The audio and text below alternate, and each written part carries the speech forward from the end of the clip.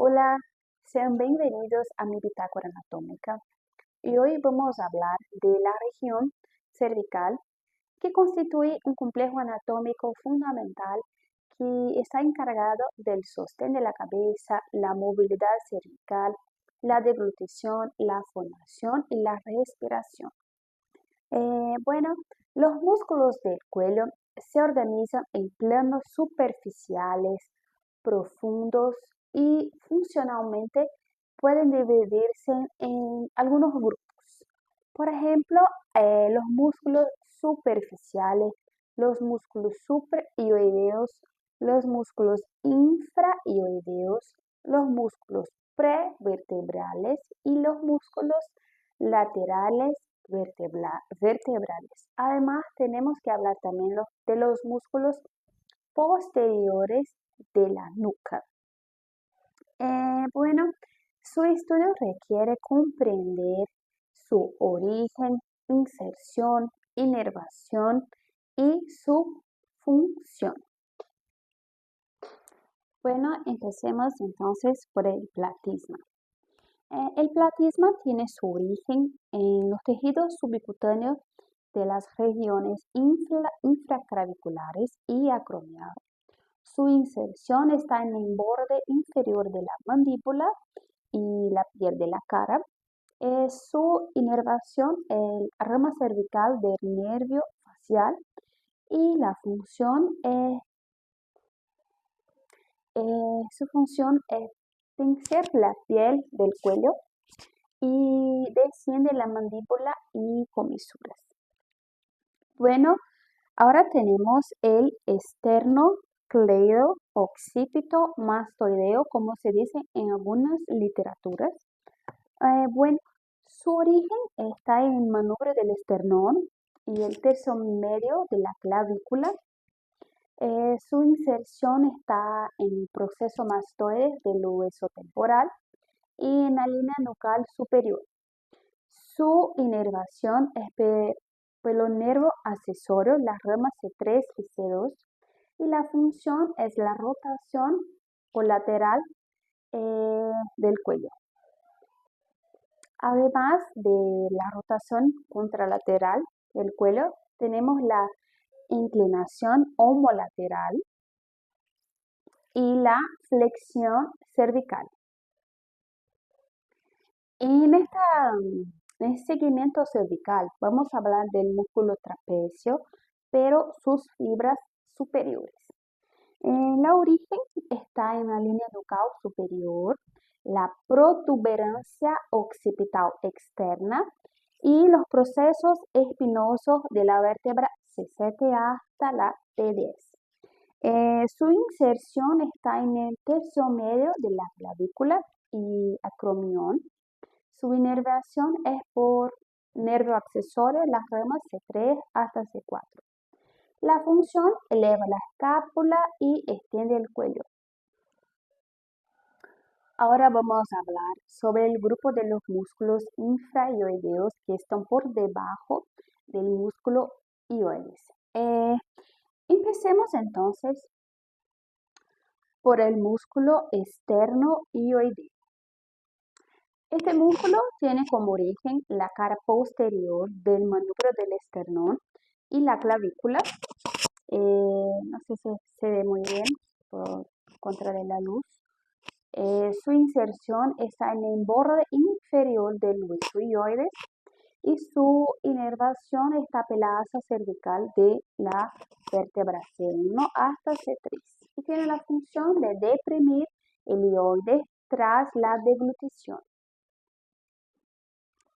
Ahora vamos a hablar sobre el omoioideo. Este músculo tiene como origen el borde superior de la escápula. Su inserción está en el borde inferior del cuerpo del hueso ioides. Su inervación está en la asa cervical de la C1 hasta la C3 y su función es deprimir, retraer y la fijación del hueso ioides en el momento de la deglutición. Ahora vamos a hablar sobre el esternotiroideo.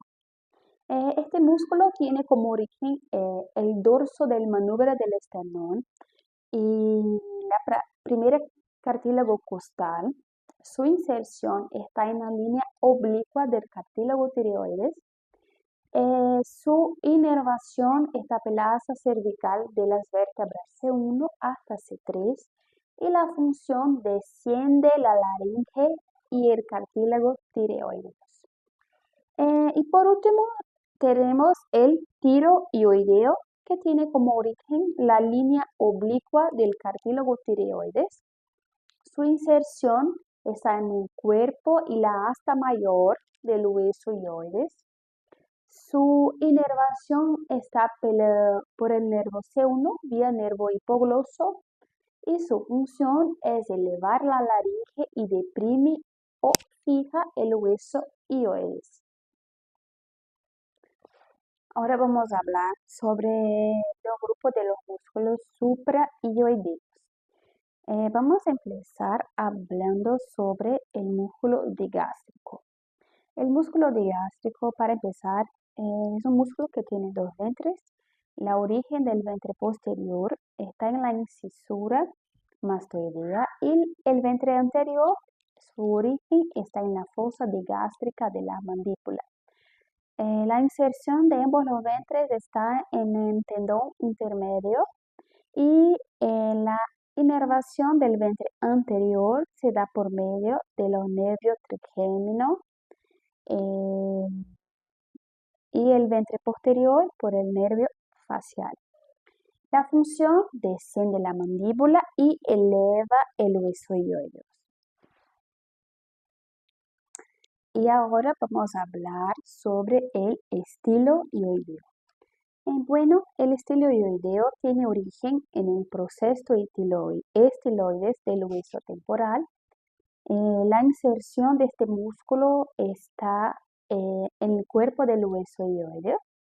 La inervación por el nervio facial y la función eleva y retrae el hueso ioideo.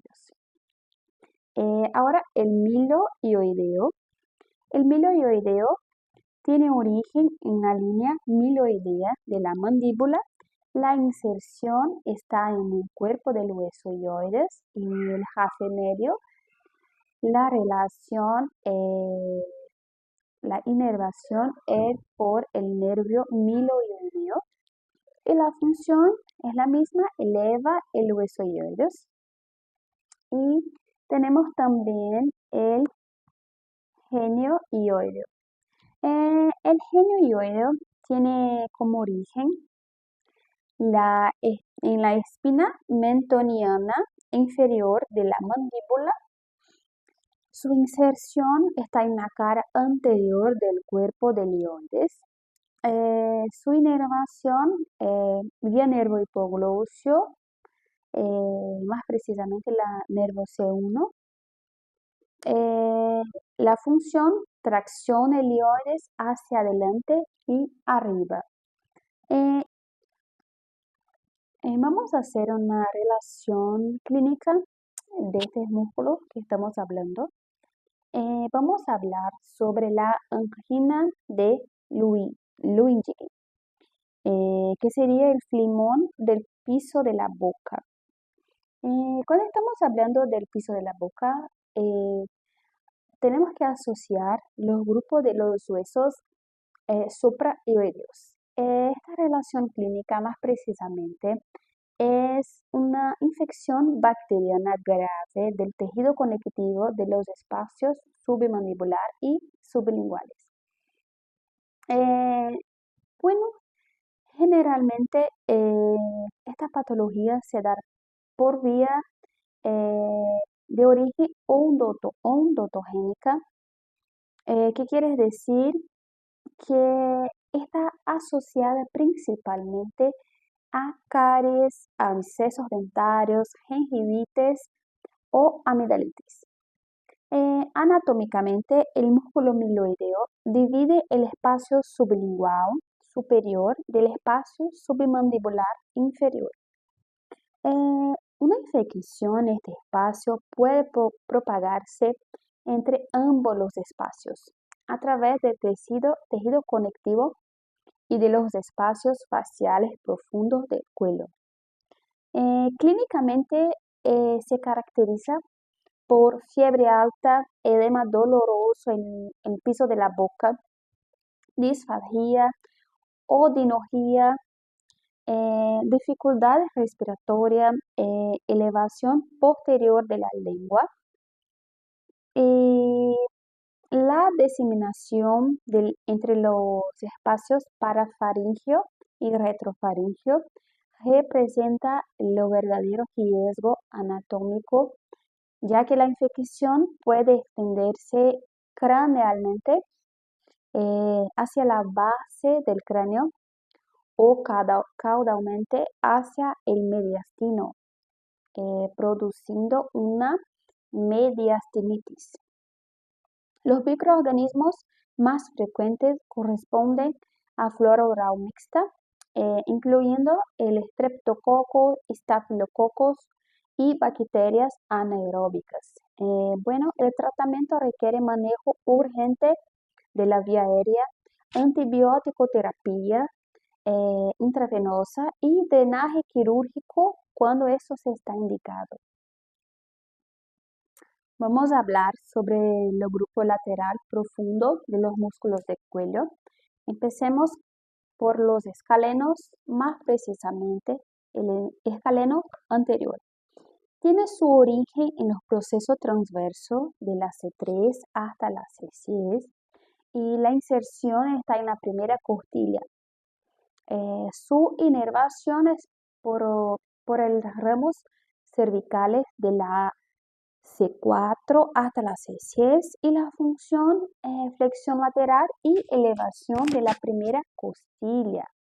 El escaleno medio tiene origen en los procesos transversos de la C2 hasta la C7.